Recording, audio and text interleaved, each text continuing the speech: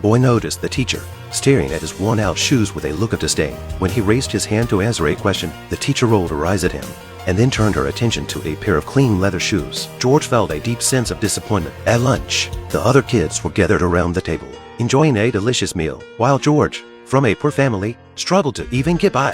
One hamburger was divided into 4 parts. That was all the food for his family of 5 for the entire day. But for someone as big and hungry as George, it wasn't even close to enough. He jokingly said that if he was really hungry, he could just eat the table in front of him. His sister, worried that he wouldn't have enough to eat, kindly gave him a small bite of her burger, but George would rather go hungry than take the piece from her. Every night, his mother would remind him not to cause trouble at school. If they moved again, they wouldn't even be able to afford a single hamburger a day. When he saw other students eating delicious fried chicken, he lowered his head, trying to make himself invisible at the table, but his longing gaze still caught the attention of some classmates, who mocked him. One of the boys noticed what George was thinking, and to taunt him, he pulled out a piece of chicken skin he didn't want to eat and dangled it in front of him. Then he threw the food he was picky about onto the floor, using it to humiliate George under the constant insults and pressure. George's anger finally exploded. He stood up suddenly, stormed over to the boy, and in the next moment, the boy was on the floor. In the end, George was expelled from school. It wasn't the first time he had been kicked out for fighting. His father had abandoned him when he was young, and his mother, just to keep her children in school,